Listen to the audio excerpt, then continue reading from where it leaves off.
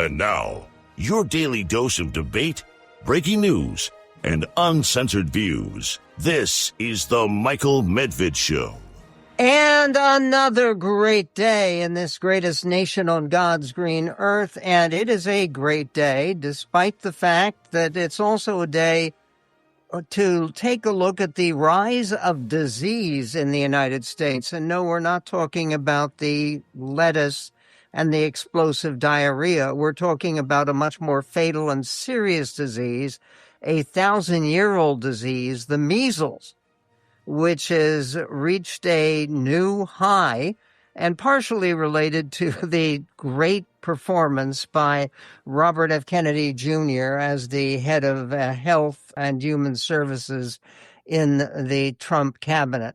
But there is also good news, and it's unequivocally good news, and it's good news about a different kind of disease, a human behavior disease called violent crime, which is reaching a low according to every measure that we have. And in some cases, lows of violent crime, you have to go back 100 years to see crime rates this low.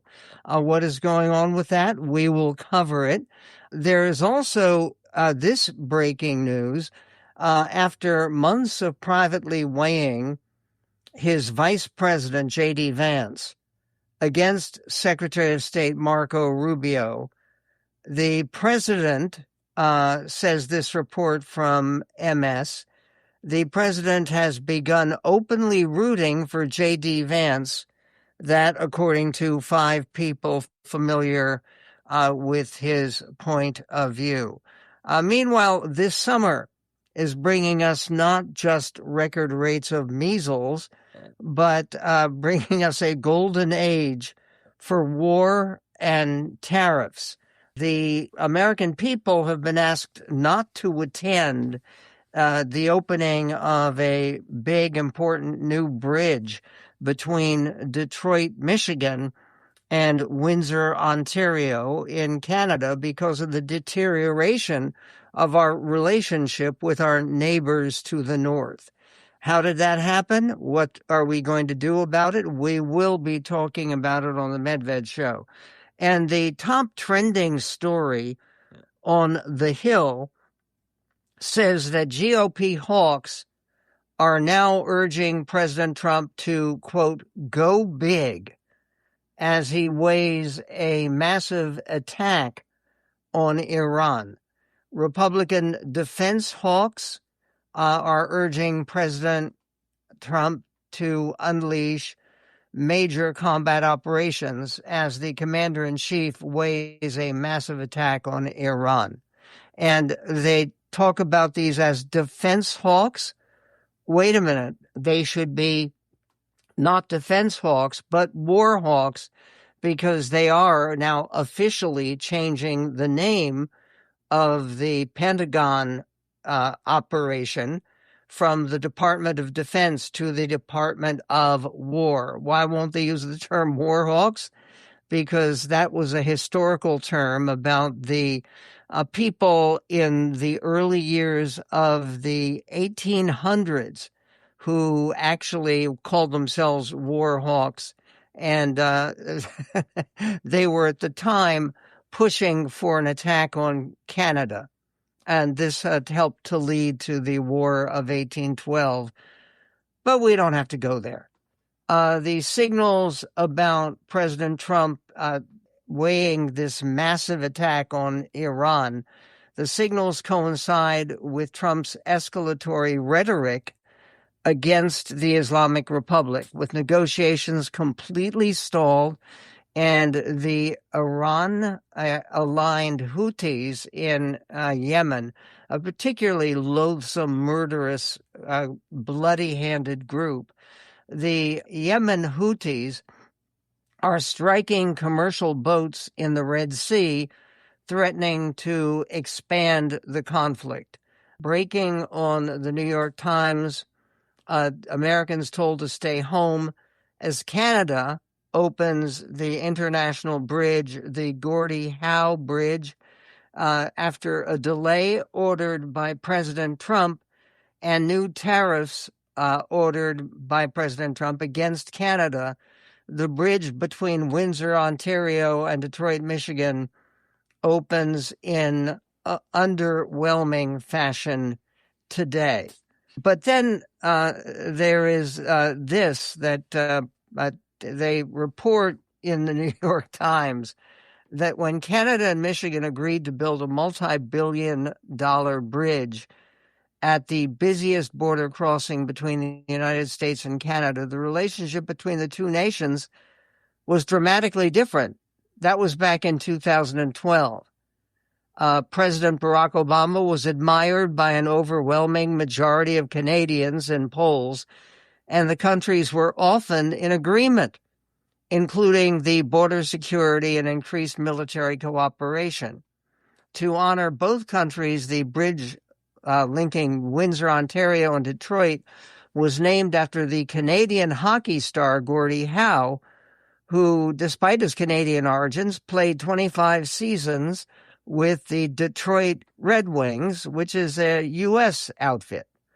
On Friday, the $6.4 billion Canadian dollar bridge will open, at least ceremonially, that's today, with a president in the White House who has shaken Canada's economy with tariffs, mused about annexing the country, making it the 51st state. It would be a giant state, and stalled the opening of the Gordie Howe International Bridge. The latest blow came this week when President Trump, who is as thoroughly disliked in Canada as Mr. Obama was acclaimed, announced 50% tariffs on a variety of Canadian products, including, by the way, hockey sticks, worth $20 billion. For Canada, it's all been too much. It rescinded its invitations to American officials to jointly open the bridge, and it moved the ceremony from the international borderline in the center of the bridge to a less scenic inspection plaza of the Canada Border Services Agency. Some invitations to the ceremonial opening have now been withdrawn twice at the apparent request of the Trump administration. An opening scheduled for June was canceled just days before that event. The summer bringing a golden age. Remember how President Trump promised that golden age? The war and tariffs threaten a resilient U.S. economy again as renewed fighting travels. This is the New York Times. As renewed fighting with Iran sends oil and gas prices soaring, President Trump has imposed new global tariffs, which could push up prices further. So what does that all mean for his job performance and his rating by the public? And coming up, what about that Senate vote on Iran after the House of Representatives passed a resolution to halt U.S. military action in Iran? What about that Senate? We will get there. And why suddenly all this hatred coming directed at Vice President J.D. Vance? Is this an organized conspiracy to take knives out against the Veep? We will cover all of that and more coming up on this busy and historic Friday right here on the Medved Show.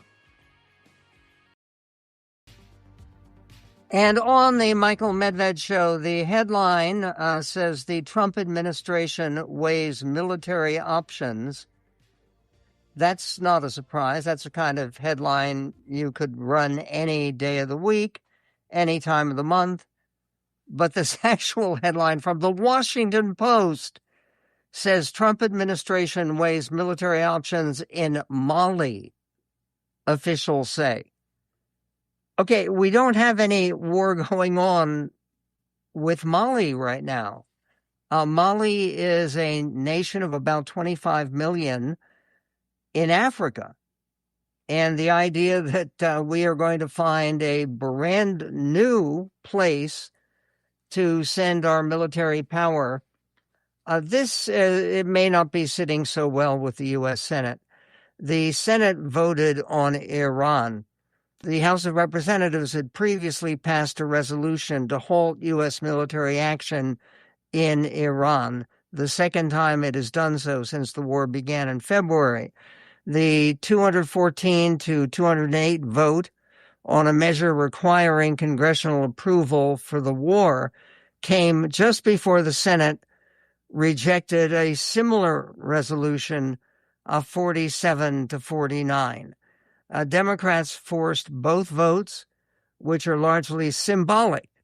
In statements of administration policy yesterday, the White House strongly opposed the resolutions, said they lacked the force of law, and urged members of Congress to vote against them. A majority of people in the House, with some Republican support, actually did vote for those resolutions, but in the Senate, it was only a minority. Well, it's actually 47 to 49. So it failed. Meanwhile, there is a headline from the Washington Post that say knives are out for Vance in the GOP from his own party. His allies say it's a coordinated op. As J.D. Vance prepares to make a decision about his 2028 plans, it's assumed he will run for president. The vice president is facing a barrage of online attacks from within his own party. Criticism, his allies say, appears to be part of a coordinated attempt to poison the well for him politically. His detractors have adopted the Never Vance slogan and flooded social media, especially over the past week, with attacks including claims that Vance is unfit to be vice president due to his efforts to negotiate a peace deal with Iran. They have asserted without evidence that Vance is making policy decisions not supported by President Donald Trump, and they have likened him to former President Barack Obama and Senator Bernie Sanders, the independent from Vermont. The sustained public hostility from Vance's own side of the aisle is unlike that faced by other vice presidents in decades past, both in intensity and in the early timing. 2 weeks before the party will choose, it's 2 years before the party will choose its next presidential nominee. The unusual nature is a product of the central role that social media play in today's political discourse, as well as the high stakes as Republicans prepare to select a new standard bearer after Trump, Vance allies and critics say. There's one example of this negativity toward Vance that is particularly amusing. It's a column written by Bret Stephens over at the New York Times, and Bret Stephens is a self-described conservative who has been a strong supporter of President Trump and the war in Iran. But he recently wrote a column just attacking the vice president in very serious terms. And just to give you an example of what he wrote here is that basically the truth, he says, that the current vice president is by far the worst person ever to hold the office. And then Bret Stephens writes, move over Aaron Burr. Aaron Burr was tried for treason after his vice presidency. He also shot and killed Alexander Hamilton. John C. Calhoun. John C. Calhoun was the architect of secession and the pro-slavery position that made the Civil War inevitable. And Spiro T. Agnew. Spiro T. Agnew, the only vice president who had to resign from office due to corruption charges based on his earlier political career. So Bret Stephens writes, the current vice president is by far the worst person ever to hold the office. Move over Aaron Burr, John C. Calhoun, and Spiro T. Agnew.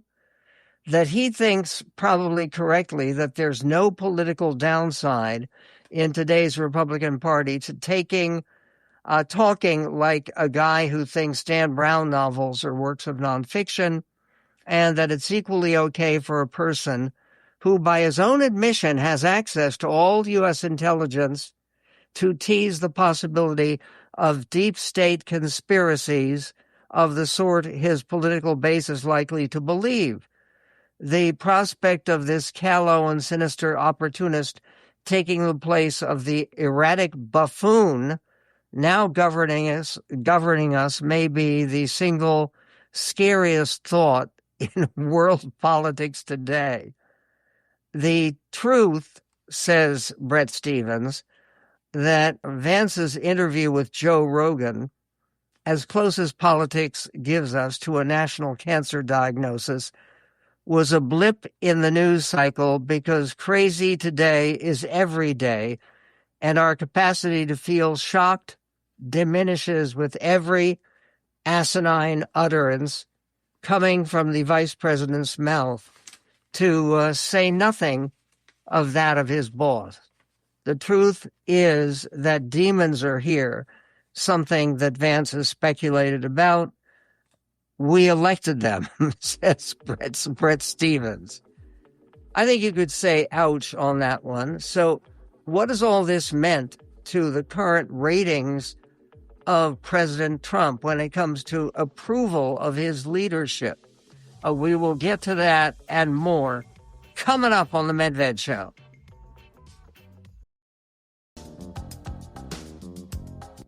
It could be that the rising hostility to J.D. Vance among his fellow Republicans, that could be creating this situation where it is now reported that President Trump is leaning and rooting for J.D. Vance ahead of Marco Rubio, his Secretary of State.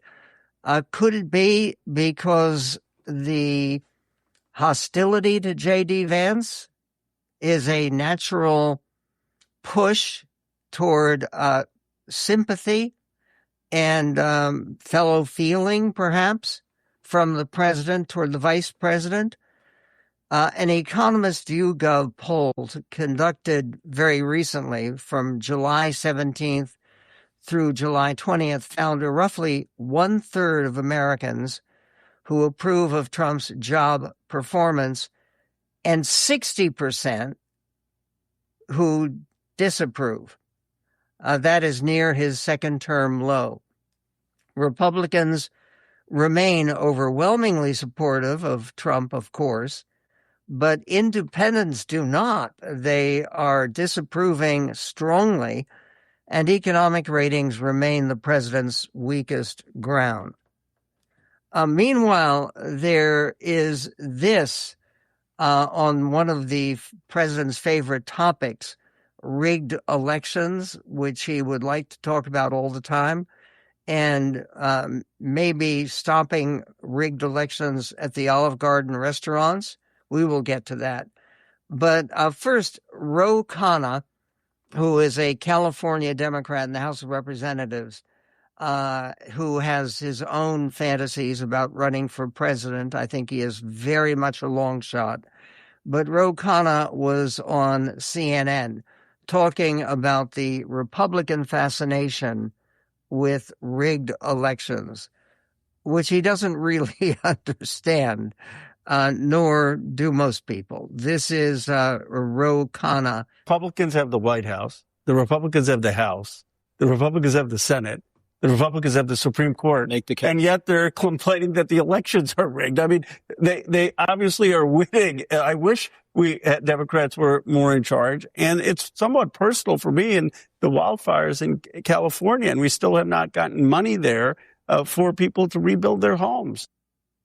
The idea that the Democrats do point out rightly that the Republicans are in charge of both houses of Congress and the White House, the bizarre nature of the whole attack about the rigged election ignores the fact that Trump was in charge. He didn't leave the presidency until January 20th of 2021. So that entire election cycle of 2020, where he says it was the biggest steal of all time, that it was rigged, that it was an example of cheating, that was, okay, he was the guy in charge. And the notion that the Democrats were able to bring this off while Trump was president of the United States and he had Bill Barr, as the Attorney General of the United States and more, it is completely irrational. There's something else irrational, too, which is the GOP comparing ID for voting with ID that is required at the Olive Garden. Now, first of all, the evidence is that the Olive Garden special, where they have all you can eat for a certain amount of money, that they don't require that you show your ID or a passport or anything like that. However, this has been a major talking point for members of the GOP who are pushing for the Save America Act, which is President Trump's number one priority. Here's a collage of the GOP analyzing the relevance of the Olive Garden restaurants. Nowadays, if you want to go to Olive Garden and get unlimited pasta, you got to show a picture ID. Heck, you even need to present a photo ID to utilize the Olive Garden's never-ending pasta pass. Olive Garden takes pasta pass security more seriously than Democrats are taking election security. Do we have a situation where breadsticks are more secure than ballots? For God's sake, you can't go get pasta at Olive Garden without a picture ID. Why not be able to show a picture ID to vote? Okay, the New York Times reports no, Olive Garden does not require an ID for normal dining or standard menu orders. An ID is only required if you are redeeming a special promotional item that you purchased before, like the never-ending pasta pass, to verify that the person using the pass is the same person who bought it. But this is also a financial transaction. It's not a civil right. We don't have a civil right to eat unlimited pasta at the Olive Garden. We do have a civil right. We do have a sacred American right to vote. And yes, if you are a citizen of this country, you get to vote. And the notion that you have to come up with what is required basically is either a birth certificate, which for many Americans, maybe including you and me, is hard to find. I am not sure where my birth certificate is right now. I'm sure where I was born. I was born in Philadelphia General Hospital, and I could imagine we could dig it up somewhere, but most people, you don't know where it is. And meanwhile, there is a John Thune who is extremely concerned about what's going to happen with the SAVE Act, the Save America Act. SAVE stands for, it's an acronym for Safeguarding American Voting Eligibility. And, okay, so John Thune, the senator from South Dakota, who is the majority leader in the Senate, he suggests the White House ought to get on the phone to secure votes on behalf of the SAVE Act. And in other words, if we don't make it, and they're not expected to make it, Don't blame me. Here's Senator Thune. Going between the White House and Senate Majority Leader John Thune, the battleground, we just heard it, the Save America Act. The White House wants it passed now, as in yesterday, at least by the August recess. But in the 50-50 Senate, the bill is practically DOA. But that's not stopping the president from demanding a miracle before the August recess. Well, Leader Thune is firing right back. He tells the White House to stop complaining and start dialing. Maybe she or somebody else ought to get on the phone and get the votes. Right? It's 50 around here. So instead of, pointing the finger at Republicans, they might think about going after the people who are stopping it on the floor, which is the Democrats. And if there are Republicans that they think are gettable, get on the phone. Okay, Republicans who are gettable. There are Republicans like Lisa Murkowski of Alaska who wrote a very persuasive piece for the Wall Street Journal, and basically with all the arguments against the Save America Act. There is more. There is some good news for President Trump. Good news about the crime rate nationwide. We will get to that. And yes, it indicates that things may be getting safer and better. We'll talk about it because there's also bad news about tariffs and bad news about measles. So we'll get together with all of that news coming up.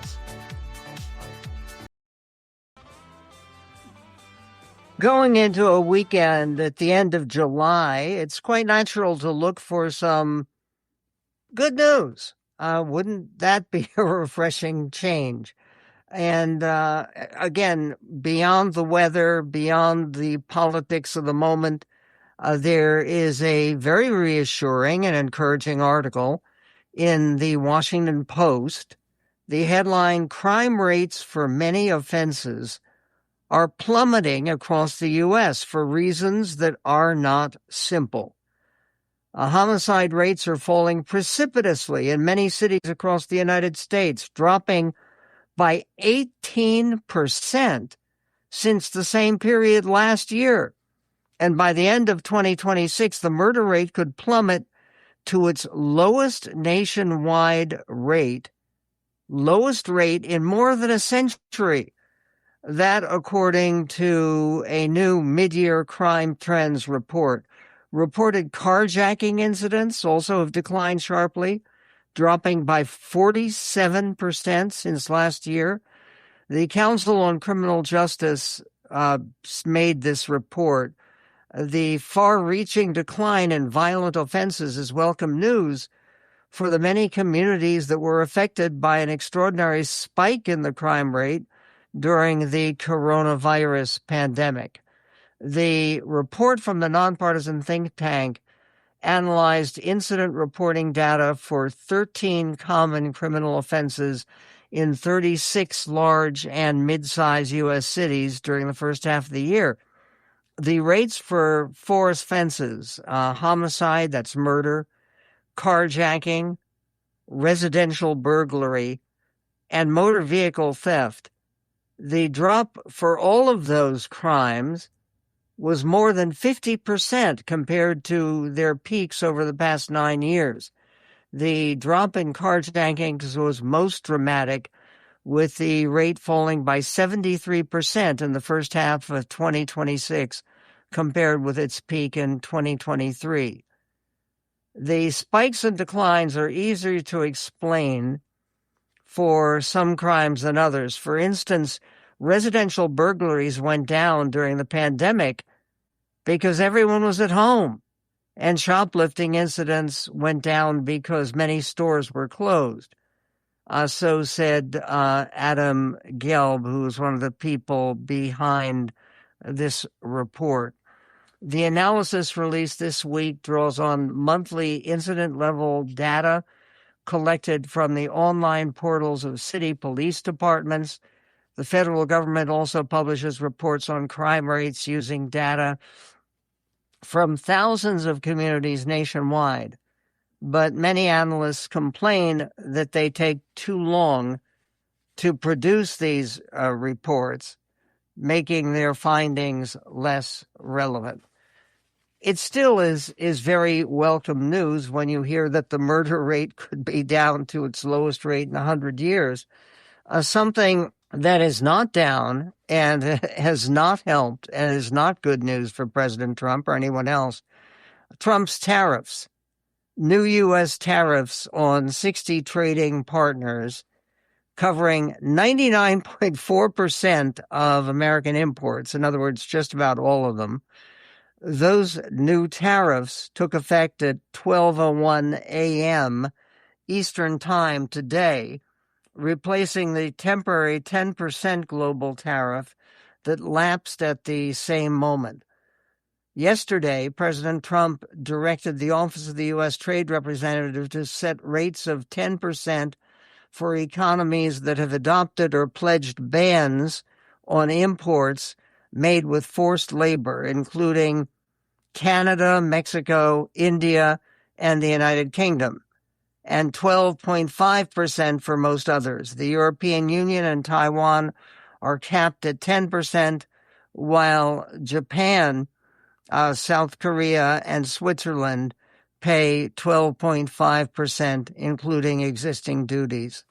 There's Harry Enton, who is a commentator on public opinion for CNN, talks about how the American people have actually spoken and how they really feel deep down about these new tariffs.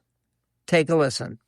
I feel like I'm in bizarro world, okay? Because the definition of insanity is to keep doing the same thing over and over again and hope for a different result. And that is just simply put not been the case with President Trump in terms of the train has left the station and the American people have spoken. They hate these new tariffs. U.S. on new tariffs on imported goods. You know, you go back to November of 2024. Look, 52% of Americans favor him right after Donald Trump's election, 48% opposed. But then we entered the real world in tariffs and Americans saw the effects of them. What happened to the opposition to new tariffs? Up like a rocket. We're talking 63% of Americans now oppose the idea of new tariffs compared to just 37% who favor it. So the bottom line is this. The American people have seen what tariffs have done to the economy and they simply put do not like it and have turned against the President of the United States who, as I said, it feels like bizarre world because from a political standpoint, it is absolutely insanity that keeps trying to do something that the American people clearly very much do not like. No, they do not like it. How do the American people feel about measles? The New York Times reports the United States has now recorded more cases of measles in 2026 than in any other year since the virus was declared eliminated back in 2000. That's 26 years ago. A grim sign that the country may be headed toward a new era in which measles regularly sicken thousands every year. Today, the Centers for Disease Control and Prevention announced that there have been 2,318 confirmed cases of measles so far this year. The case count toppled the record set last year when measles infected more than 2,200 Americans and killed 2 unvaccinated children. More measles cases have been reported in the United States in the last 2 years than in all the 20-plus years through 2024 combined.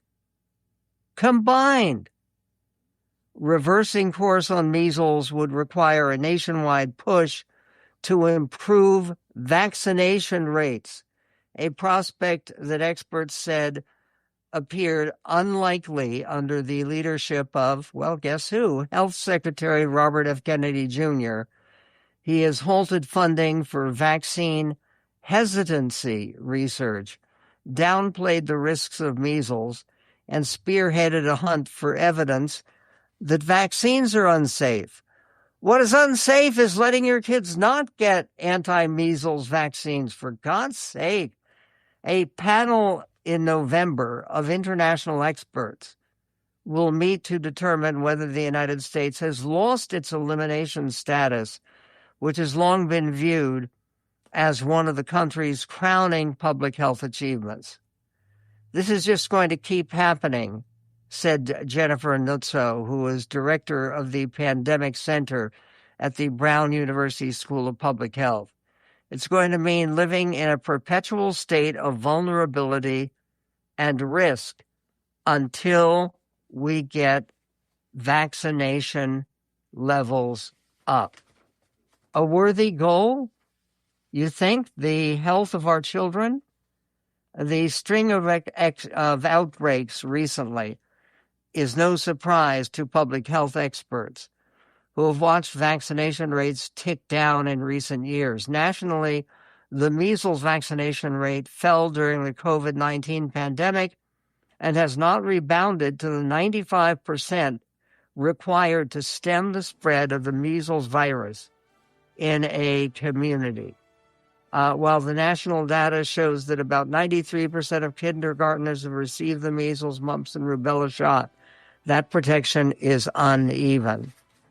As John Kennedy said when he ran for president back in 1960, we can do better. We must do better. We deserve it as the citizens of this greatest nation on God's green earth. Join in your daily dose of debate. I listen to you occasionally when I'm driving. It turns my stomach every time I do. The Michael Medved Show.